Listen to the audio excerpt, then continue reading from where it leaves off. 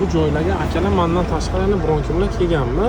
Birinchi men kelyapmanmi akalar? Mana bu yukchamizni qiziq joyga topshirishga kelganmiz. Bu joyni sizlarga ko'rsatmasam bo'lmaydi akalar. Bu обычный warehouse emas, boshqalardan farq qiladi. O'zim internetda ko'rganman, shu joylarni sizlarga ko'rsatmasam ham bo'lmaydi deb syomkani boshladim. Farqi nima desangizlar, yukni topshirish uchun mana bunaqa bir g'orga kirib ketasizlar. Sekretli joylar bo'ladi-ku, o'sha g'or ochiladi, tog'lar ochiladi, kirasiz, spesialniy bir joylar bo'ladi-ku, odamlardan yashirinchadek. Akalar bu joylarni qaranglar-da.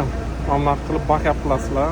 Faqat Nyu-Yorkda bor deb o'ylagan edim. Lekin akalar Mizuri shtatida ham shunaqa joylar bor ekan, qizig'i. Biroq lekin super молодец ekanda. Millimetr hisoblab o'tyapti. Joylari kalta, mayda. Kelganda maza qilib "Oh, men ham keldimmi bu joylarga" deb. Bizga mana shu daktorni berdi. Mana shu yoqqa backup qilib yuking tushirasan dedi. Akalar buni joyini ko'rsangizlar, vashcha maza qilib o'rasizlar-da.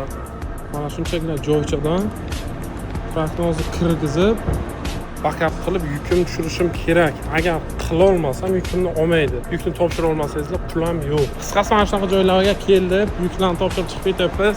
Sizlarga ko'rsatay dedim-da.